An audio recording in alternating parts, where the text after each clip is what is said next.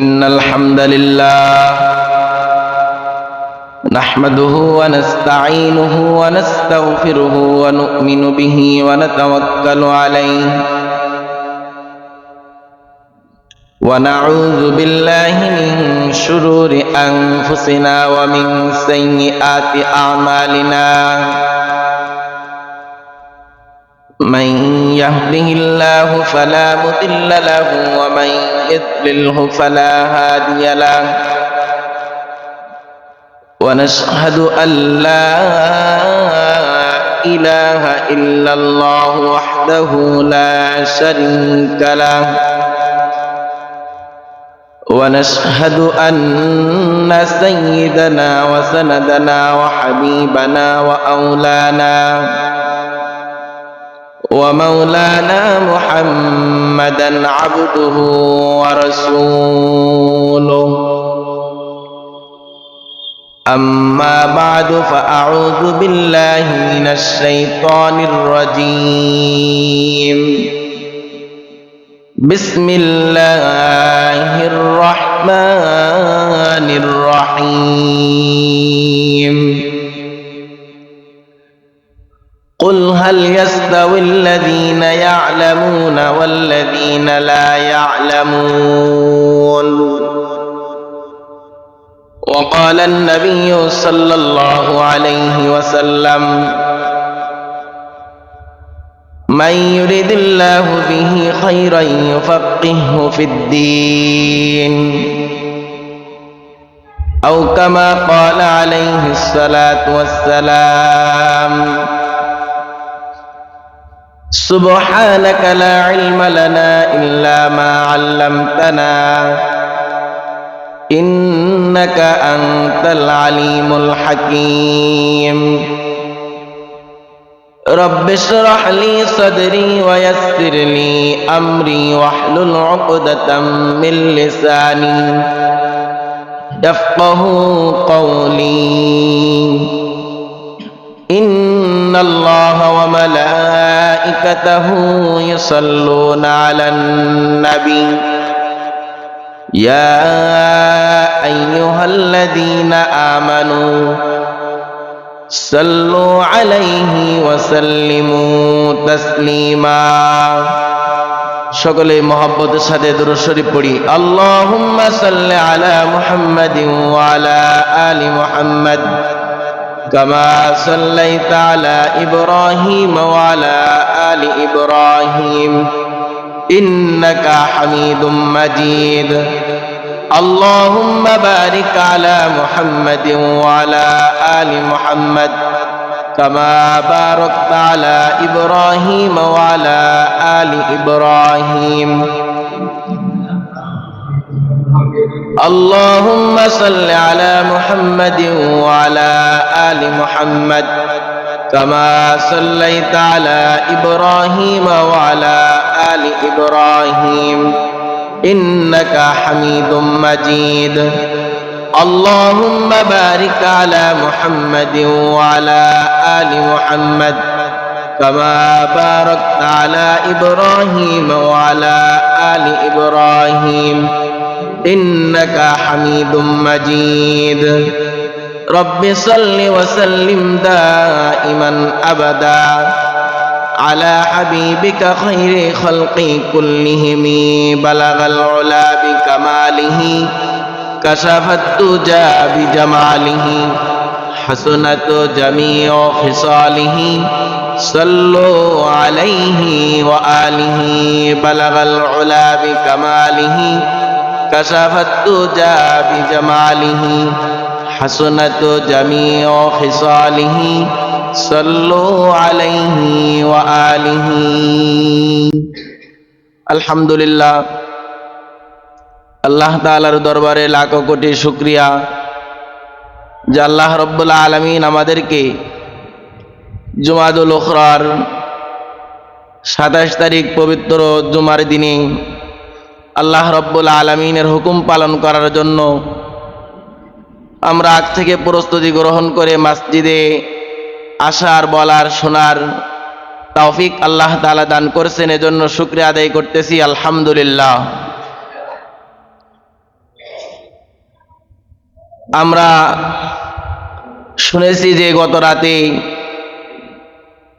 শরীফ ওসমান হাদি ভাই দুনিয়া থেকে চলে গেছেন, এটা আমরা শুনছি অনেকেই। কিন্তু দেখেন,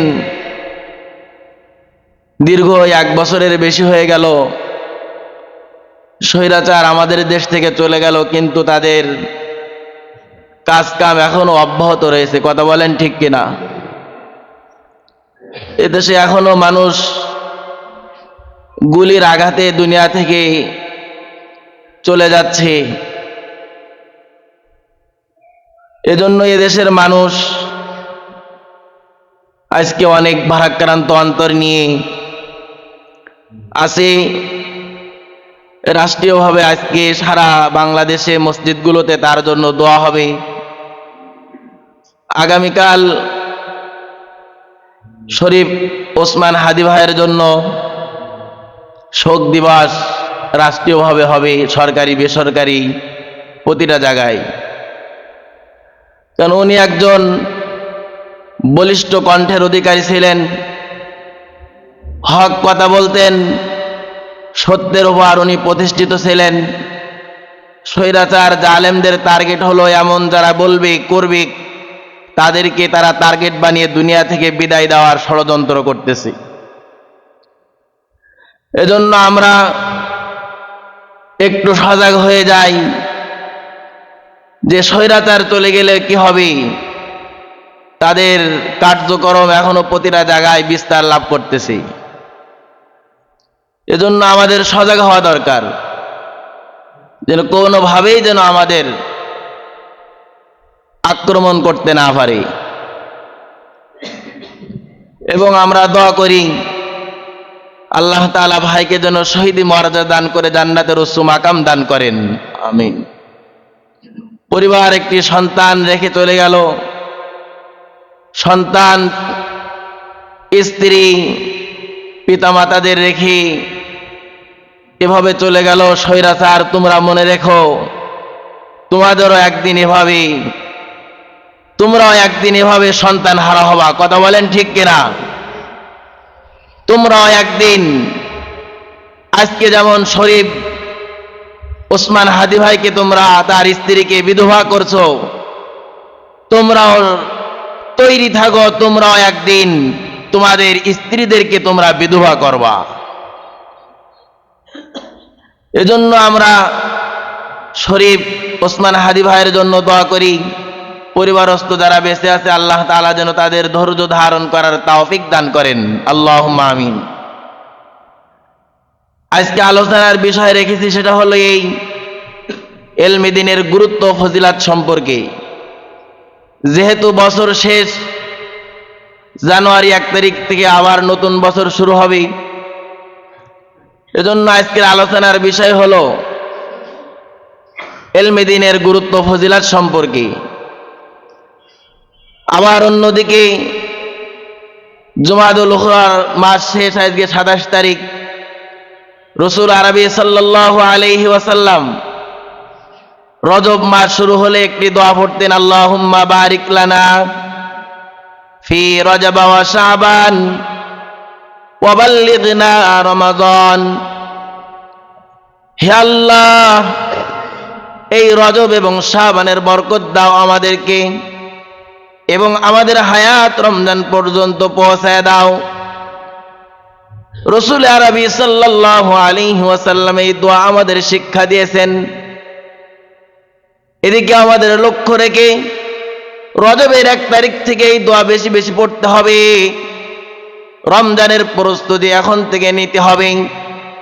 রাসূল আরবি সাল্লাল্লাহু আলাইহি ওয়াসাল্লাম আমাদের 2 মাস আগে থেকে রমজানের প্রস্তুতি নিতে বলেছেন, যেন রমজানের প্রতিটা মুহূর্ত প্রতিটা সময় যেন আমরা মূল্যায়ন করতে পারি, কদর করতে পারি। আখিরাতের সঞ্চয় যেন আমরা বেশি বেশি করতে পারি। রমজানের একটি রোজা যেন আমাদের থেকে যেন ফৌত না হয়ে যায়। রমজানের হক যেন আমরা পরিপূর্ণভাবে আদায় করতে পারি। এজন্য রাসূল আরবি সাল্লাল্লাহু আলাইহি ওয়াসাল্লাম রমজানের 2 মাস আগে থেকে এই দোয়া বেশি বেশি করতেন। সুতরাং আপনি আমিও রাসূলের উম্মত, আপনার আমার দায়িত্ব হবে রসুলের প্রতিটা কাজে রসুলের অনুসরণ অনুকরণ করা। কথা বলেন ঠিক কিনা? প্রতিটা কাজে রাসূলুল্লাহ সাল্লাল্লাহু আলাইহি ওয়াসাল্লামের অনুসরণ অনুকরণ যদি আপনি আমি না করতে পারি, তাহলে কোনোভাবেই আখিরাতের অনন্তকালের জিন্দেগি সেখানে পাড়ি দেওয়া, শান্তিতে থাকা, এটা কোশ্চিন কালেও সম্ভব হবে না। যে কথা বলতেছিলাম, একদিকে রজব মাস এসে গেল, আবার একদিকে বছর শেষ হয়ে গেল। এজন্য রমজানের প্রস্তুতির জন্য আমরা দোয়া করতে থাকি, মানসিকভাবে প্রস্তুতি নিতে থাকি। সাথে সাথে রমজান মাস আসলে যেন আমরা পরিপূর্ণ হক আদায় করতে পারি। আল্লাহ রাব্বুল আলামিন আমাদের সকলকে যেন রমজান পর্যন্ত হায়াত পৌঁছায় দেন এবং রমজান পেয়ে যেন আমরা পরিপূর্ণ হক আদায় করতে পারি, সেই তৌফিক আল্লাহ তাআলা আমাদের সকলকে দান করুক, আমিন। তো যে কথা বলতেছিলাম, বছর শেষ, আবার নতুন বছর আসতেছে। এজন্য রমজানের প্রস্তুতির সাথে সাথে আবার নতুন বছরে আপনার আমার কিছু দায়িত্ব, ইলমে দ্বীন অর্জন করা, এই বিষয়ে আজকে আলোচনার বিষয় ইনশাআল্লাহ বলবো। আল্লাহ তাআলা বলেন, কুল হাল ইয়াস্তাউল্লাযীনা ইয়ালামুনা ওয়াল্লাযীনা লা ইয়ালামুন, কুল হাল ইয়াস্তাউল্লাযীনা ইয়ালামুনা ওয়াল্লাযীনা লা ইয়ালামুন। পরওয়ারদিগার রব্বে কারীম আল্লাহ তাআলা নবীকে বললেন, হে আমার বন্ধু, আপনি বলুন, যারা জানে এবং যারা না তারা কখনো সমান হতে পারে না, কখনো সমান হতে পারে না। আকাশ জমিন পার্থক্য, আকাশ জমিন বরাবর তাদের থেকে তারা বিচ্ছিন্ন। অতএব যারা জানে আর যারা জানে না তারা কখনো সমান হতে পারে না। এখানেই বলে আল্লাহ তাআলা ইলমে দ্বীনের গুরুত্ব এখানে শেষ করেন না, আবারও বলছেন, ইন্নামা ইয়াখশাল্লাহা মিন ইবাদিহিল উলামা। আল্লাহর বান্দাদের মধ্যে কেবল জ্ঞানীরাই তাকে প্রকৃতভাবে ভয় করে। আলেম উলামা যেমন আল্লাহ তাআলাকে ভয় করে, পৃথিবীর কোন মানুষ, কোন সরকার, কোন নেতা তেমন আল্লাহ তাআলাকে ভয় করে না। আল্লাহ তাআলা বলছেন যে আলেমরা একমাত্র আল্লাহ তাআলাকে বেশি ভয় করে। তাছাড়া সাধারণ মানুষ, জেনারেল শিক্ষিত মানুষ, রাজনীতিবিদ সেই পরিমাণ আল্লাহ তাআলাকে ভয় করে না। ইলম যখন মানুষের না থাকে তখন ওই পরিমাণ আল্লাহ তাআলাকে ভয় করতে পারে না। একজন মানুষের কাছে ইলম না থাকলে তার ব্যক্তিগত জীবন, পারিবারিক জীবন, সামাজিক জীবন, রাজনীতি জীবন, আন্তর্জাতিক জীবন, কোন জীবনেই সে ইলম যদি না থাকে সে সফলতা অর্জন করতে পারে না। কথা বলেন ঠিক কিনা? ইলম যদি না থাকে আল্লাহ তাআলাকে চেনা যায় না। ইলম যদি না থাকে রাসূলুল্লাহ সাল্লাল্লাহু আলাইহি ওয়াসাল্লামের হাদিস অনুযায়ী চলা যায় না। এজন্য তো গত কয়েকদিন আগে সোশ্যাল মিডিয়ায় ভাইরাল হয়েছে, ইলম না থাকার কারণে কি হয় দেখেন। উনি বলছেন যে আমাদের দেশের অনেক বড় এক রাজনীতিবিদ, তারা অনেক বড় দল, তারা বলছেন, তাদের মধ্যে একজন বলছেন যে কোরআন শরীফে নাকি রাষ্ট্রপতি যিনি ছিলেন উনি নাকি কোরআন শরীফে বিসমিল্লাহ সংযুক্ত করেছেন। সবাই নাউজুবিল্লাহ বলেন। রাষ্ট্রপতি উনি কি বিসমিল্লাহ সংযুক্ত করেছেন নাকি বলেন? এ কথা বলছেন। এ কথা বলবে ওই সময় যখন ইলমের ওহির জ্ঞান না থাকবে, তখন সে দুনিয়ার কথা বলছে কি আখিরাতের কথা বলছে, জায়েজ না জায়েজ, হারাম হালাল এটা পার্থক্য করার জ্ঞান কোন মানুষের নেই, ইলম না থাকার কারণে। কিছু গত সপ্তাহে, তার আগের সপ্তাহে একজন বলছিল যে আমরা ধর্মকে মূল্যায়ন করতে পারবো না, মানুষকে মূল্যায়ন করব। নাউজুবিল্লাহ। তার কিছুদিন আগে এদেশে বাউল সরকার প্রকাশ্যভাবে আল্লাহ তাআলার ওহী কালাম কোরআন নিয়ে তারা কটূক্তি করলো, অথচ তারা বলতেছে যে বাউল সরকারের গ্রেফতার করা, তার উপর এভাবে ব্যবহার করা ঠিক হয়নি। আমাদের প্রশ্ন হলো, বাউল সরকারের বিরুদ্ধে আপনি কথা বললেন ঠিক আছে, কিন্তু তার আগে আপনি যেহেতু মুসলমান, আপনার দরকার ছিল কোরআন নিয়ে যখন কটূক্তি করেছে তার প্রথমেই বলেছিল কোরআন নিয়ে কটূক্তি করা তার ঠিক হয়নি। কথা বলেন ঠিক কিনা? যেহেতু কোরআন হলো আল্লাহ তাআলার বাণী, কোরআন না হলে দুনিয়া আখিরাতে কেউ শান্তি অর্জন করতে পারবে না, পারেওনি, পারবে না, ভবিষ্যতেও পারবে না। অথচ কোরআন নিয়ে সে কটূক্তি করলো আর তার গ্রেফতার করা হলো, আর আপনি বলেন তাকে গ্রেফতার করা, তার সঙ্গে আচরণ করা ঠিক হয়নি। এখন বলেন তাদের অনুসরণ অনুকরণ যদি আমরা করি, আমরা সফলতা অর্জন করতে পারবো? দুনিয়াও পারবো না, আখিরাতেও সফলতা অর্জন করতে আমরা পারবো না। এজন্য আমি সর্বসময় যারা ইলমে ওহীর জ্ঞান রাখে তাদের অনুসরণ অনুকরণ করা। ইলমের ওহীর জ্ঞান থাকলে মানুষ কখনো পথভ্রষ্ট হয় না, দুনিয়া আখিরাতে সফলতা অর্জন করতে পারে। এজন্য আপনার আমার প্রথমেই জ্ঞান থাকা দরকার ইলমে ওহীর। সহজ একটা কথা বললে বুঝবো, কোরআন শরীফে ৬,০০০-৬,০০০-এর অধিক আয়াত আছে না নাকি বলেন? মতান্তরে কেউ বলে ৬,২৩৬, কেউ বলে ৬,৬৬৬। যাই হোক, আমাদের ওটা কথা বলার উদ্দেশ্য না। ৬,০৬৬ হলেও হোক, ৬,২৩৬টি হলেও হোক, আমাদের কোন আয়াত আমরা অস্বীকার করি নাকি বলেন? যেই অস্বীকার করুক, একটা আয়াতও যদি হয় আর সে অস্বীকার করে, সে মুসলমান থাকবে? সে কি হবে? কাফের হয়ে যায়, মুমিন থাকে না। তো আমি যে কথা বলার উদ্দেশ্যে আমি যে কথা বলতেছি সেটা হলো এই, ইলমে ওহীর কত গুরুত্ব, কত ফজিলাত, ইলমে ওহীর দাম আল্লাহ তাআলা কত বেশি রাখছেন।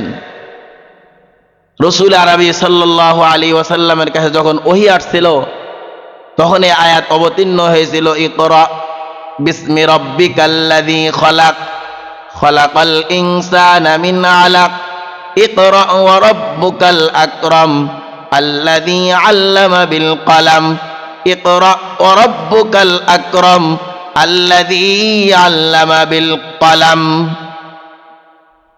এই আয়াত দ্বারা আমরা বুঝতে পারি আল্লাহ তাআলা ইলমে ওহীর দাম কত রেখেছেন। আল্লাহ তাআলা বলেননি, নামাজের কথা এখানে বলেননি, যাকাতের কথা এখানে বলেননি, হজের কথা এখানে বলেননি, দান সৎকার কথা এখানে বলেননি। আল্লাহ প্রথমেই বললেন ইকরা বিসমি রাব্বিকাল্লাযী খলাক। ইকরা, তুমি পড়ো, পড়ো, এ কথা আগেই বলছেন। আল্লাহ তাআলা অন্য জায়গায় বলছেন রব্বি জিদনি ইলমা। আল্লাহর হাবিবকে শিখাইছেন, আমার বন্ধু, হে আমার প্রিয় হাবিব, তুমি আমার কাছে ওই জিনিস বেশি বেশি চাও, সেটা হলো রব্বি জিদনি ইলমা, হে আল্লাহ আমার ইলম বাড়িয়ে দাও।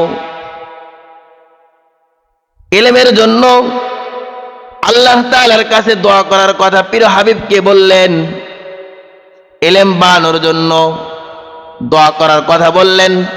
কোরআন শরীফ আর কোথাও নাই সম্পদ বৃদ্ধির জন্য আল্লাহ তাআলা প্রিয় হাবিবকে দোয়া শিখাইছেন। অন্যান্য জিনিস চাওয়ার জন্য দোয়া শিখাইছেন, এটা কোথাও নাই।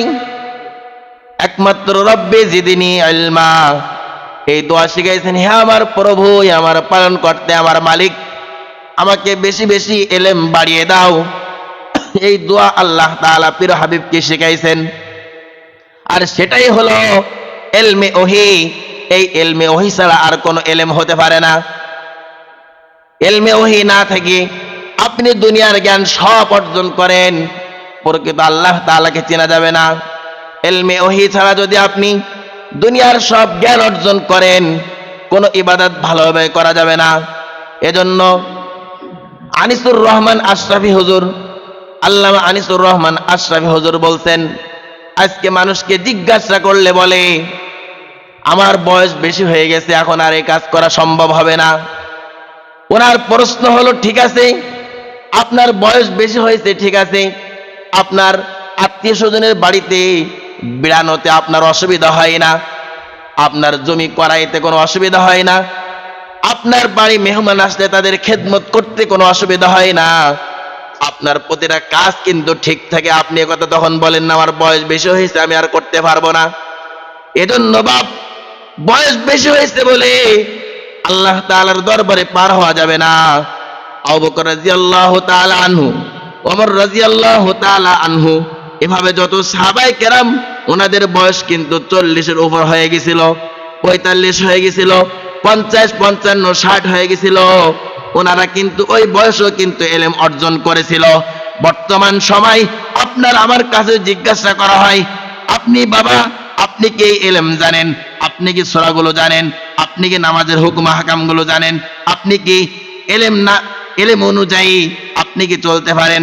তখন আপনার আমার প্রশ্নের উত্তর হয়, হুজুর এখন বয়স বেশি হয়ে গেছে, 5টা সূরা শুদ্ধ পড়া যায় না, হুজুর এখন বয়স বেশি হয়ে গেছে, নামাজ সঠিকভাবে আদায় করা যায় না, হুজুর এখন বয়স বেশি হয়ে গেছে, 5 ওয়াক্ত মসজিদে আমি আসতে পারি না। আপনার কাছে প্রশ্ন হলো, দুনিয়ার কোনো কাজ আপনার থেকে অসুবিধা হয় না, আত্মীয় স্বজনের বাড়ি যাওয়া অসুবিধা হয় না, আপনার মেয়ের বাড়িতে যাওয়া অসুবিধা হয় না, বিয়ের বাড়িতে যাওয়া অসুবিধা হয় না, শুধু একমাত্র অসুবিধা হলো কোরআনের ইলম অর্জন করার ক্ষেত্রে। কথা বলেন ঠিক কিনা? বয়স আপনার পরিপূর্ণ হয়ে গেছে, এখন আপনি কবরে যাওয়ার এক পা চলে গেছে, সার্টিফিকেট অনেক এসে গেছে, দাড়ি ফাঁকছে, শক্তি কমছে, চোখের জ্যোতি কমছে, এই ক্ষেত্রে তো আমরা কেউ বলি না হুজুর আমার বিয়ের বাড়ি যাওয়া হচ্ছে না, আমার জমি কিনা হচ্ছে না, আমার এই সমস্যা এগুলো হচ্ছে না, এটা তো আমরা কেউ বলি না। এক পা কবরে চলে গেছে, সন্তান এসে বলতেছে আব্বা এলাকায় অমুক জায়গায় একটা জমি বিক্রয় করবে, এখন কি করা যায়?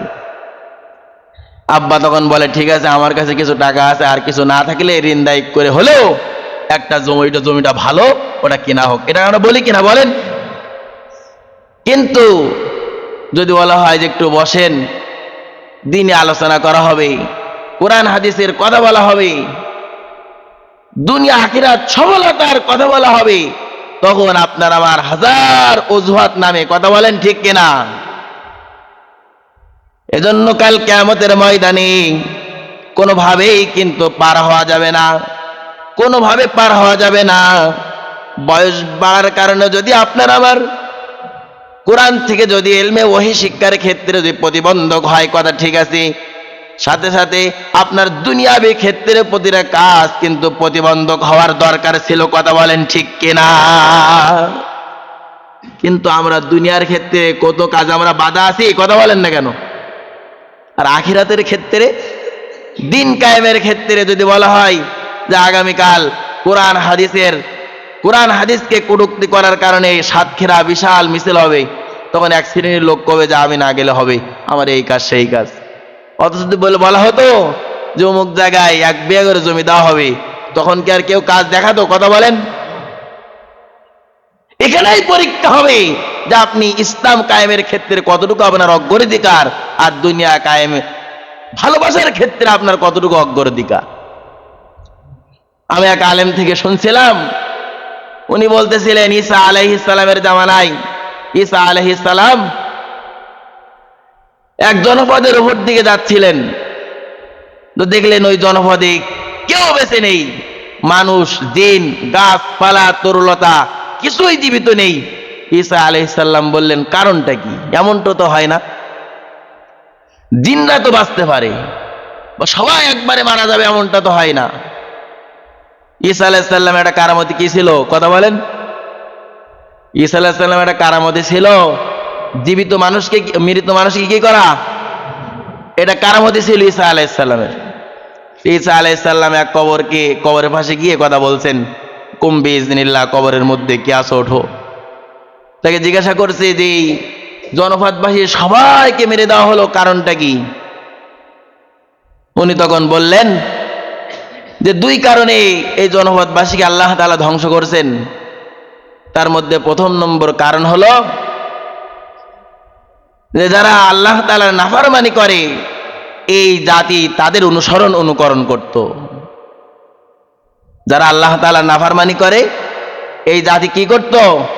তাদের অনুকরণ করত।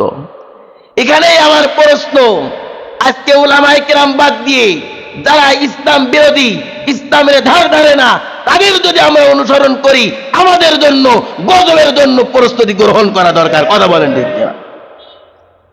এদেশের উলামায়ে কিরাম থাকতে আমরা যাদের অন্যকে অনুকরণ করব। ঈসা আলাইহিস সালামের জামানায় তারাও যখন আল্লাহ তাআলার নাফরমানি করত, তাদেরকে অনুসরণ করার কারণে আল্লাহ তাআলা জাতিকে ধ্বংস করেছিল। আমরাও প্রস্তুতি গ্রহণ করি, উলামায়ে কিরামের কথা বাদ দিয়ে যদি আমরা অন্য পথে দৌড়াতে থাকি, আমাদের ধ্বংস অনিবার্য হবে। কথা বলেন ঠিক কিনা? আমাদের ধ্বংস অনিবার্য হবে। এদেশের 92% মুসলমান, সারা পৃথিবীর মধ্যে উলামায়ে কিরাম বলেন, কোরআন হাদিস বলেন, সুন্নাহ বলেন, হাদিস বলেন, হাফেজ বলেন, আলেম বলেন, বাংলাদেশ এখন প্রতিযোগিতায় ইনশাআল্লাহ প্রথম 1 নম্বর হবে ইনশাআল্লাহ। আর এদেশের উলামায়ে কিরাম বলছেন যে, বারবার বলছেন ইসলামী আন্দোলন করি, কোরআন হাদিস মেনে চলি, কোরআন হাদিস নিজেদের জীবনে বাস্তবায়ন করি, কোরআনকে ব্যক্তিগত জীবনে, কোরআনকে পারিবারিক জীবনে, কোরআনকে সামাজিক জীবনে, কোরআনকে আন্তর্জাতিক জীবনে, কোরআনকে রাজনীতি জীবনে আমরা বাস্তবায়ন যদি করতে পারি, আল্লাহর কসম আপনি আমি দুনিয়াও শান্তি পাবো, কাল কিয়ামতের ময়দানে অনন্তকাল শান্তিতে থাকতে পারবো। উলামায়ে কেরামের কথা বাদ দিয়ে যদি আপনি আমি অন্য পথ অবলম্বন করতে থাকি, বিশ্বাস করেন আজকে আপনার বুঝে আসতেছে না, কাল কিয়ামতের ময়দানে এমন একটা সময় আসবে তখন আপনি দুনিয়াতে আল্লাহ তাআলার নাফরমানি যারা করত তাদের অনুকরণ করেছেন, কাল কিয়ামতের ময়দানে আল্লাহ তাআলা বলবে, বান্দা তুমি কেন উলামায়ে কিরামের কথা শুনুনি? উলামায়ে কিরাম তো ছিল আল উলামা ওয়ারাসাতুল আম্বিয়া, উলামায়ে কিরাম হলেন নবীর ওয়ারিস। ওনারা যেভাবে বলেছিল আপনি যদি সেভাবে চলতেন, ওনাদের কথা অনুযায়ী যদি আপনি জীবন যাপন করতেন, আজকে আপনি এই মুসিবতের সময় আপনি স্থায়ীভাবে জান্নাতি হতে পারতেন, জান্নাতি হওয়া যেত। দুনিয়ায় আপনি আমি ক্ষমতার কারণে আল্লাহ তাআলাকে ভুলতেছি, দলের কারণে আল্লাহ তাআলাকে ভুলতেছি, নিজের অধিকার আদায়ের ক্ষেত্রে আল্লাহ তাআলাকে ভুলতেছি। এই দুনিয়া কিন্তু স্থায়িত্ব হবে না, দুনিয়া কিন্তু সারা জীবন আপনি আমি বেঁচে থাকতে পারবো না। এজন্য হাতে পায়ে ধরে বলি, উলামায়ে কেরাম যেটা বলে আমরা সেদিকে চলার চেষ্টা করি। পারবেন তো ইনশাআল্লাহ? উলামায়ে কেরাম আপনার আমার প্রকৃত বন্ধু, উলামায়ে কেরাম আপনার আমার প্রকৃত পথ প্রদর্শক, উলামায়ে কেরাম আপনার আমার দুনিয়া আখিরাতে একমাত্র সফলতার এনে দিতে পারে উলামায়ে কেরাম। এজন্য তো আল্লাহ তাআলার পীর হাবিব বলছেন, কুনা আলিমান আও মুতাআল্লিমান আও মুঈনান আও মুহিব্বান ওয়ালা তাকুন খামিসান। তুমি 1 নম্বর আলেম হও, এটা যদি না হতে পারো তুমি 2 নম্বর ছাত্র হও, এটা যদি না হতে পারো তুমি 3 নম্বর আলেমের মহব্বতকারী হও, এটা যদি না হতে পারে তুমি আলেমের অনুকরণ করো, এটাও যদি না হতে পারো তুমি 5ম নম্বর হলে তুমি কিন্তু আলা তুহলিক, হাদিসের শেষ শব্দ হলো তুমি অবশ্যই ধ্বংস হয়ে যাবা। আমি আলেম হতে পারিনি, আমার 2 নম্বরে আমার স্থান আছে তালবে ইলম হওয়া, আমি তালবে ইলম হতে পারিনি, আমার 3 নম্বরে স্তর আছে আলেমের মহব্বতকারী হওয়া, আমি 3 নম্বরেও থাকতে পারিনি। 4র্থ নম্বরে আলেমের অনুকরণ আমার প্রতিটা জায়গায় করা, এটা তো সুযোগ আছে, সুযোগ নেই বলেন? কাল কিয়ামতের ময়দানে যখন আল্লাহ তাআলা ডাক দিয়ে বলবেন, তুমি কি আলেমের অনুকরণ করেছিলে? এখন যদি আমার ব্যক্তিগত জীবনে, আমার পারিবারিক জীবনে, আমার আন্তর্জাতিক জীবনে, আমার রাজনীতি জীবনে, অনেকেই বলে হুজুর আবার রাজনীতি বললেন কেন? প্রতিটা ক্ষেত্রে আপনার আমার যিনি নবী ছিলেন, বিশ্ব নবী রাসূল আরবি সাল্লাল্লাহু আলাইহি ওয়াসাল্লাম, উনি রাষ্ট্র পরিচালনা করেছিলেন কিনা? করেনি নাকি? সাহাবায়ে কেরাম রাষ্ট্র পরিচালনা করেছেন, এখন যদি আমরা বলি, আপনি একথা বলার তো আপনার সুযোগ নেই, আমাদের কাছে উত্তর আছে, সেটা হলো আমরা যাদেরকে অনুসরণ অনুকরণ করি ওনাদের কথা আমাদের কিন্তু সেভাবেই বলা লাগবে। কথা বলেন ঠিক কিনা? আপনি রাগান্বিত হতে পারেন, অসুবিধা নেই। আল্লাহ মামুনুল হক বলেছিলেন যে আজকে যারা পুলিশ হোক, সেনাবাহিনী হোক, বিমান বাহিনী হোক, আপনারা যেমন ওপরের কথা আপনারা ফলো করেন, আমরা এদেশের উলামায়ে কেরাম আমাদেরও প্রতিটা ক্ষেত্রে আল্লাহ আল্লাহ রসুলকে ফলো করা এটা আমাদের জন্য জরুরি। কথা বলেন ঠিক কিনা? আপনারা পুলিশ, আপনারা সেনাবাহিনী, আপনারা সরকারের চাকরি করেন, যেমন ভাবে ওপরের কর্মকর্তাদের আইন আপনাদের মানা জরুরি, আমরা এলমে ওহী শিখছি, আমাদেরও প্রতিটা ক্ষেত্রে যেখানেই আল্লাহ বিরোধী, ইসলাম বিরোধী, দিন বিরোধী কথা হবে সেখানে আমাদের সেখানে আমাদের তার সংগ্রাম করে সেটা বন্ধ করে দেওয়ার দায়িত্ব এদেশের উলামায়ে কেরামের। কথা বলেন ঠিক কিনা?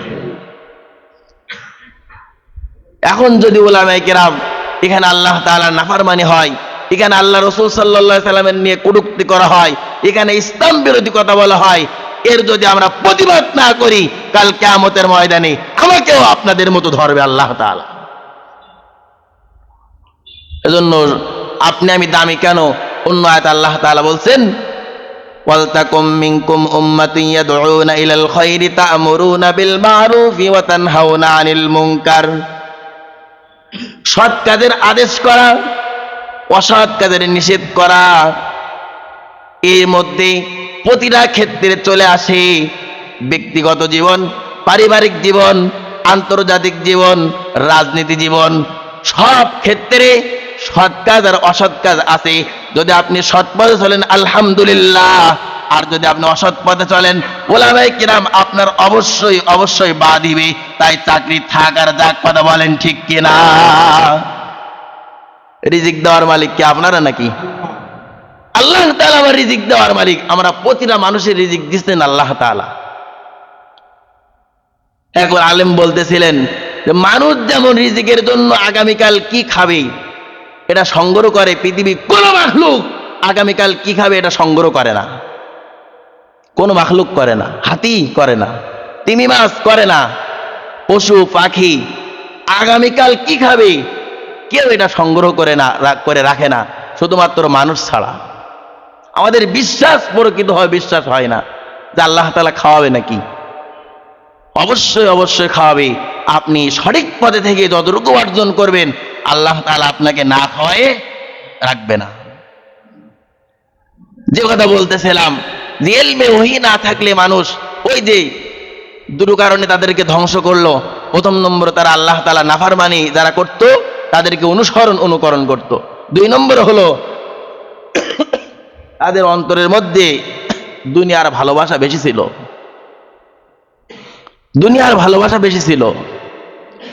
এজন্য আমরা কোনোভাবেই এই দুটো কাজ আমরা যেন না করি। যতটুকু পারা যায় ইবাদত বন্দি করি, আর যারা আল্লাহ তাআলা নাফরমানি করে তাদেরকে আমরা অনুসরণ অনুকরণ কোনোভাবেই করব না। যে কথা শুরুতেই বলতেছিলাম, একজন বলেছে যে বিসমিল্লাহ এদেশের রাষ্ট্রপতি, নামটা বললাম না, উনি নাকি সংযুক্ত করেছিল। আর এমন কথা যারা বলে তারা আল্লাহ তাআলা নাফরমানি করলো না ইবাদত করলো? এখন ওনাদের যদি আমরা অনুসরণ অনুকরণ করি তাহলে আমাদের জন্য গজব হবে না শান্তি হবে? যারা ধর্মকে মূল্যায়ন করে না তারা মানুষকে মূল্যায়ন করবে কিভাবে? কথা বলেন। ধর্মকে মূল্যায়ন করতে না পারলে মানুষকে মূল্যায়ন করা যায়? এজন্য বাপ আমরা সাবধান হই। যতটুকু ইলম অর্জন করার জন্য আল্লাহ তাআলা বলছেন, রাসূলুল্লাহ সাল্লাল্লাহু আলাইহি সাল্লাম বলছেন, ততটুকু ইলম আমি আপনি অর্জন করি। ইলম অর্জন করলে আখিরাতে শান্তি থাকা যায়। ইলম না থাকলে দুনিয়ার কোনো কাজ ভালোভাবে করা যায় না। আপনার ইলম নেই, আপনি ব্যবসা করতেছেন, ব্যবসার মধ্যে ভিজাল ঢোকাবেন। আপনি ঘের করতেছেন, আপনার ইলম নেই, সঠিকভাবে হবে না। আপনি নামাজ সবথেকে ইবাদত, বড় ইবাদত, এটাও ইলম না থাকলে হয় না। প্রতিটা ক্ষেত্রে ইলম না থাকলে সঠিকভাবে আদায় করা যায় না। এজন্য আপনি আমি ইলম অর্জন করি, আর না জানলে ফাসআলু আহলা যিকরি। আল্লাহ তাআলা বলছেন তুমি জানবা এমন হবে না, সবটা জানবে এটা হবে না। ফাস আলু আহলা যিকরি, যারা জানে তাদের কাছে জিজ্ঞাসা করো। আপনি আমি সব বিষয়ে তো জিজ্ঞাসা করি, ঘের ভেড়ি, বিল্ডিং, বাড়ি, গাড়ি, সব ক্ষেত্রে বড়দের থেকে পরামর্শ নেই, যারা জানে তারা অভিজ্ঞ, তাদের থেকে আমরা পরামর্শ নেই।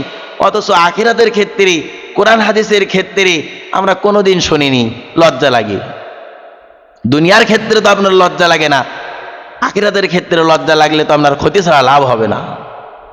এজন্য আপনি আমি আখিরাতকে সর্বসময় প্রাধান্য দেব। দুনিয়ায় অল্প সময়, এই যে গত কয়েকদিন আগে সালাম ভাইয়ের স্ত্রী সন্তান মারা গেল, ওই বাচ্চারা মারা গেল, কেউ জানতো না যে এত অল্প বয়সে মারা যাবে। শরীফ ওসমান হাদি ভাই, উনি একজন বলিষ্ঠ কণ্ঠস্বর ছিল, বাতিলের মস্তাদ উনাকে দেখলে কাঁপতো, হকের পথে ইস্তেকামত ছিল, বাতিলকে কোনোদিন উনি প্রশ্রয় দেননি। কাফের বেঈমানদের টার্গেট, ইনাদেরকে আগে দুনিয়া থেকে বিদায় করতে হবে, শুধু কলকাঠি নাড়ে। আর এমন ভাবে আস্তে আস্তে আমাদের যারা ইসলামের পরে, যাদের দিকে আমরা উদ্দীপনা পেতাম যে আমার জীবন উৎসর্গ করতে হবে, ওনারা যদি পারে আমরা কেন পারবো না, তাদেরকে ওরা টার্গেট বানিয়ে বানিয়ে দুনিয়া থেকে বিদায় দিবে। আজকে কাফেরদের টার্গেট তারা পরিপূর্ণ করতেছে, আপনি পরিপূর্ণ করতে পারতেছে না। এজন্য ভাই, আপনি প্রতিটা ক্ষেত্রে উলামায়ে কিরামের অনুসরণ অনুকরণ করি, ওনারা যে বলে সেভাবে চলার চেষ্টা করি, তাহলে আপনার আমার আখিরাত, দুনিয়া আখিরাত লাভ হবে। আর যদি উলামায়ে কিরামের কথা না অনুযায়ী চলি, হ্যাঁ, নাফরমানদের কথা অনুযায়ী, ইসলাম বিরোধী যারা তাদের কথা অনুযায়ী চলি, তাদের অনুসরণ অনুকরণ যদি করি, ক্ষতি হবে, এতে 100% কোনো ভুল নেই। এজন্য আমরা প্রতিটা ক্ষেত্রে কাদের অনুসরণ অনুকরণ করব বলেন? আলেমদের অনুসরণ অনুকরণ করব, ওনারা যেভাবে বলেন আমরা সেভাবে চলবো, ইলমে দ্বীন অর্জন করব ওনাদের কাছ থেকে প্রতিটা ক্ষেত্রে। আল্লাহ তাআলা আমাদের সেই তৌফিক দান করুক, আমিন। ওয়া আখির দাওয়ানা আনিল